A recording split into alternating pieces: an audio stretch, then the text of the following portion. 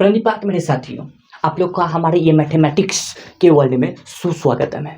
ये वर्ल्ड हम लोग उस दुनिया में आते तो नहीं हैं, लेकिन हाँ, हम लोग वो सोच के माध्यम से ज़रूर गणित की दुनिया में जाने का प्रयत्न बहुत कुछ करते हैं।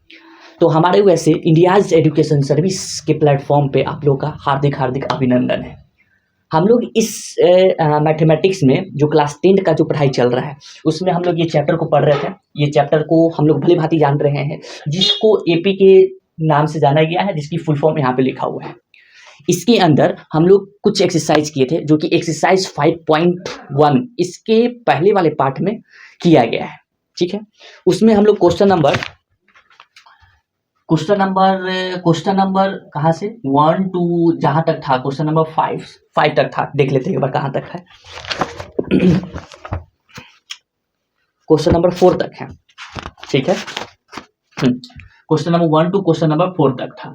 इस क्वेश्चन नंबर 4 में आपको 1 या 2 एग्जाम्पल करवाए थे और उस एग्जाम्पल में बोले थे कि ये आपसे हो जाएगा, तो ये आप पे छोड़ दिए। इसलिए ये एक्सरसाइज को खत्म मानते हुए हम लोग आगे की बात करने के लिए आज यहाँ पे सामने आए हैं। तो यहाँ पे आगे की बात हम लोग को करना है 5.3 आर्टिकल के बारे में। बिल्कुल सही, यहाँ पे जो आर्टिकल जो देख रहे हैं, ये आर्टिकल आपका अनुच्छेद कहला रहा है। अनुच्छेद 5.1 और 5.2 हम लोग पढ़ लिए हैं। ये जो होगा अनुच्छेद 5.3 के बारे में होगा। 5.3 ये क्या अनुच्छेद बताएगा? इस अनुच्छेद में क्या बताया जाएगा? इस अनुच्छेद में हम लोग बात करेंगे एनवा पद, एपी का एनवा पद।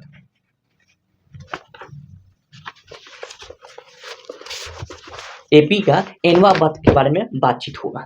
ठीक है, हिंदी में एपी का एनवा पद। ठीक, इसको इंग्लिश में क्या कहेंगे? तो इसको इंग्लिश में कहेंगे nth टर्म ऑफ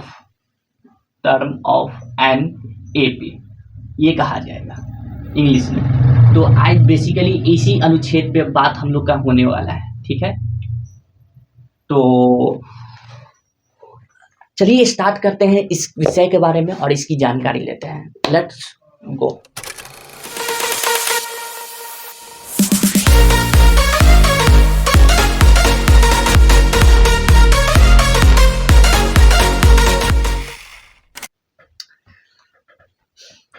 तो आगे आप तो देखेंगे, ये जो मेरे पास जो सब टॉपिक है, जिसको आर्टिकल के भी नाम से जान रहे थे, इस सब टॉपिक में हम लोग का एक्सरसाइज नंबर 5.2 आएगा। ठीक है, यानी कि प्रश्नवाली 5.2 हम लोग को देखने के लिए मिलेगा। इसको बनाने से पहले आपको इसके बारे में जानकारी लेना होगा। ठीक है, तो आइए हम लोग थोड़ा जानकारी लेते हैं कि एपी के बारे में। जब हम लोग जानकारी लेंगे तो इस एपी के बारे में हम लोग कुछ ये जानते हैं कि ये 2 तरीके के एपी होते हैं। ठीक है, यानी कि इसका जो प्रोग्रेशन यानी कि जो सीरीज होता है, इसकी सीरीज 2 तरीके के होते हैं। एक होते हैं इनफाइनाइट एपी और दूसरे होते हैं फाइनाइट एपी। ठीक है, इसकी हिंदी भी आपको बताया गया था कि एक तरीके के इनफाइनाइट जो अपरिमित होंगे, अपरिमित। ठीक है, और ये क्या होते हैं? परिमित होते हैं, परिमित। ठीक, कहने का मतलब इस एपी में आपको ये नहीं पता चलेगा कि ये एपी कहां तक गया है। एग्जाम्पल के तौर पे अगर ये दिया जाए 2 4 6 8 डॉट डॉट डॉट, ये यहां तक जा रहा है, क्या आपको इसमें पता चल रहा है कि कहां तक जा रहा है? नहीं। तो इस एपी को इनफाइनाइट एपी के अंदर रखा जाता है। उसी तरीके इसमें आपको बता दिया जाएगा कि ये आपका AP 2 4 6 8 10 dot dot dot dot ये गया है 50 तक, यहाँ तक गया है। तो ये इसकी एक सीमित है। ठीक, तो इसकी सीमित है, तो इसीलिए इसको परिमित एपी के अंतर्गत रखते हैं। तो इसके अंदर हमको बातचीत किसकी करना है? इसके अंदर हमको बात करना है जनरल फॉर्म के बारे में। General form of AP, of an AP, इसके बारे में बात करना है। इसका मतलब क्या होता है? व्यापक रूप होता है। जनरल फॉर्म का मतलब व्यापक रूप। ठीक है, ठीक है। कहने का मतलब इस एपी का एक कुछ व्यापक रूप होगा, ठीक। जैसे कि आपको यहाँ पर मिला 2 4 6 8, ये एक एपी है। तो इस एपी का अगर पद हम लोग लिखना चाहें तो ये हुआ 2 4 6 8 10 डॉट डॉट डॉट डॉट, ये इन्फिनाइट तक जा रहा है, ठीक है। कहाँ तक जा रहा है? इन्फिनाइट तक जा रहा है। तो इस एपी में इस पहले वाले पद को क्या कहा जाता है? इस पहले वाले पद को कहा जाता है ए कहा जाता है, दूसरे वाले को A2, तीसरे वाले को A3, चौथे वाले को A4, इसको A5, फिर डॉट डॉट डॉट डॉट, ये कहा जाएगा AN, क्योंकि N टर्म तक जा रहा है, नहीं पता कहाँ तक जा रहा है। ठीक है यहाँ तक की? तो ठीक है यहाँ तक की, ये बात समझ में आ रहा है। इस एपी को अगर गौर से देखा जाए तो इसमें ये जो पद है, इसमें पता चल रहा है कि ये पहला पद, ये दूसरा, तीसरा, चौथा, पांचवा पता चल रहा है, टर्म को पता चल रहा है, ठीक है। तो इस टर्म के अंदर मुझे जेंडर फॉर्म निकाल के बताना है। पहला पद तो मेरा ये हो जाता है कि हम लोग को अगर पहला पद बताना हो तो पहला पद जो होता है वो मेरा ए का ए ही होता है, ठीक। ए के बाद जो दूसरा पद, तीसरा पद, चौथा पद होता है, उसको हम लोग कैसे निकालेंगे? तो उसको निकालने के लिए हम लोग जैसे कि पहला तो ए ही हो जाएगा, दूसरा के लिए हम लोग क्या करते हैं? ए प्लस डी लगाते हैं। तीसरा के लिए क्या करते हैं? तीसरा के लिए ए प्लस 2d लगाते हैं। फिर अगले के लिए क्या करते हैं? ए प्लस 3d लगाते हैं। फिर अगले के लिए ए प्लस 4d लगाते हैं। इस तरीके से हम लोग काम करते चलते हैं, ठीक है।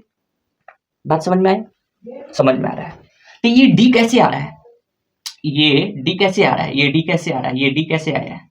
तो पता चलेगा कि आपको क्या पता चलेगा कि पहले पद में एक बार ऐड होता है, एक बार डी को ऐड करेंगे तो ए प्लस डी बनता है। कहने का मतलब इसको आगे तक बढ़ा देते, चलिए, ठीक। इसे कहने का मतलब है कि पहला आपके पास ए है, ठीक। दूसरा क्या है? मेरे पास ए है, इसी ए में एक बार अगर डी को ऐड करेंगे तो आपको दूसरा पद मिलेगा, यानी कि A2 मिलेगा, ठीक है। तीसरा निकालने के लिए आपको पहले पद में 2 बार डी को ऐड करना होगा, 2 बार, तो डी प्लस डी, तब जाकर ये हो रहा है ए प्लस 2d हो रहा है, ठीक।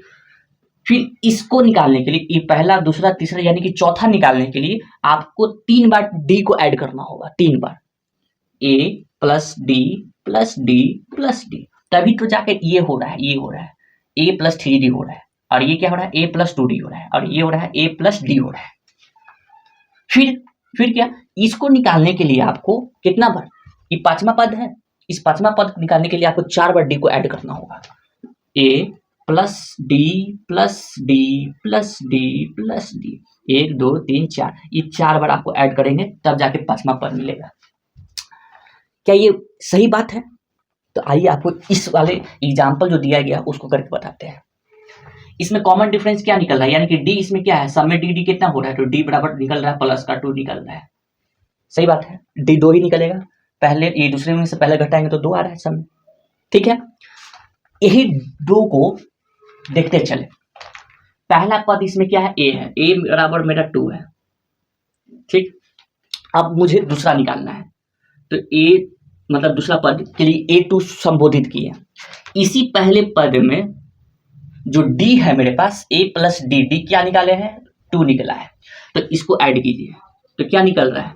2 प्लस 2, ये मेरा 4 निकल रहा है, दूसरा पद 4 निकला, यानी कि कहीं ना कहीं ये सही जा रहा है। आगे और भी करके देखिए, ये दूसरा, तीसरा अब मुझे निकालना है। तीसरा मुझे अब निकालना हो तो पहले पद में, अब आगे देखिएगा, यहाँ पे तीसरा पद लिखना है, तो इस तीसरे पद में देखेंगे कि ये तीसरा पद निकालने के लिए मुझे 2d जोड़ना होगा, तो यहाँ पर a प्लस 2d होगा।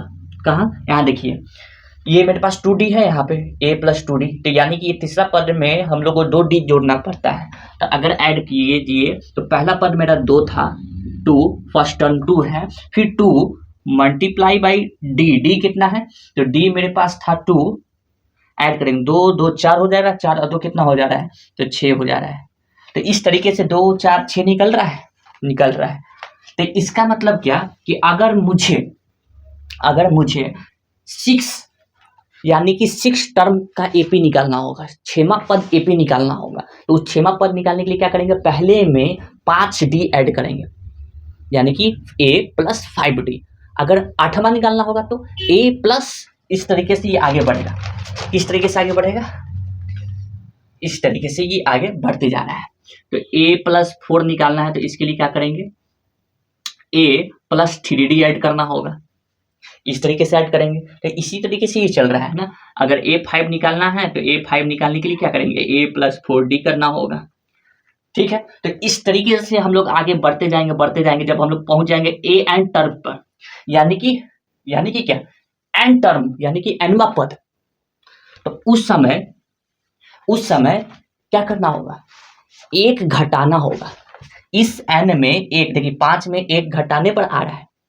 ठीक है, कैसे आ रहा है? a+, ये जो मेरे पास यहाँ जो नंबर है उस नंबर में एक घटाने पर आ रहा है। देखिए 5 है तो 5 में एक घटाएंगे तो कितना आ रहा है? 4 आ रहा है। 4 है, 4 में एक घटा रहे तो 3 है। तो इस तरीके से n में एक घटाएंगे तो वो हमारा nवा पद होगा।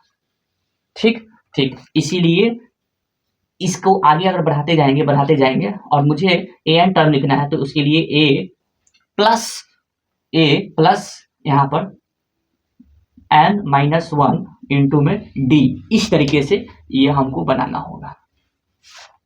समझे बात को? समझ गए होंगे। तो ये जो मेरे पास ये निकल के आया है, इसी को, ये जो निकाल के दिए हैं, ये निकल के जो आया है, इसी को बोला जाता है जनरल फॉर्म, यानी कि a+n-1 इंटू में d। यही है मेरा जनरल फॉर्म। इसी जनरल फॉर्म के जरिए आप लोग को बहुत सारे क्वेश्चन, प्रश्न को बनाना है। समझ में आया? समझ में आ गया होगा। तो इतनी बात अगर समझ में आया तो बहुत अच्छी बात है। ठीक है, कोई दिक्कत नहीं है। अच्छा, इसमें कुछ सीमित है। ठीक है, जैसे कि इसमें हमको डी पता है, ए भी पता है, सारा चीज पता है। अगर इसमें हम 5 तक लिखे हुए हैं, यानी कि 5वां पद 10 तक लिखे हुए हैं, तो अगर हम आपसे पूछ दिए कि बताइए इसका 50वां पद बताइए, A50, क्या बताइए? इसका A50 वाला पद बताइए क्या होगा? 50वां पद। तो कैसे निकालेंगे? तो A50 है तो इसके लिए ई लगाएंगे फॉर्मूला, ये वाला an term, an equal to a+n-1 into में d। ठीक, एन में क्या रखना है? 50 रखना है, A50 वाला निकालना है। ठीक, a कितना है? इसमें 2 है, a यहाँ से 2 है ना, यहाँ से 2 चल रहा है पता। ठीक, तो 2 प्लस n की जगह क्या रखेगा? 50 माइनस में 1 इंटू में d कितना है? d भी निकाला गया है यहाँ पे प्लस में 2, तो यहाँ 2 रखिए। तो यहाँ क्या हो जाएगा? 2 प्लस 49,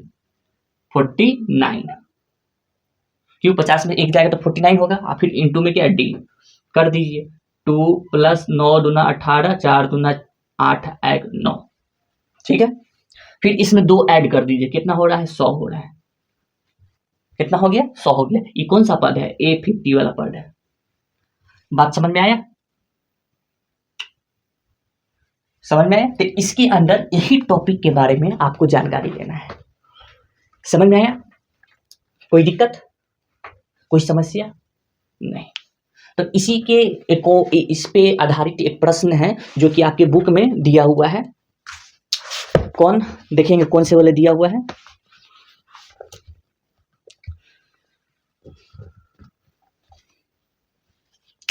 कौन थी? हाँ देखिए, रीना वाला एक एग्जाम्पल आपके में बताया हुआ है कि वो एक पद का आवेदन करती है जिसमें उसको चुन लिया जाता है। तो उसका पहला जो होगा,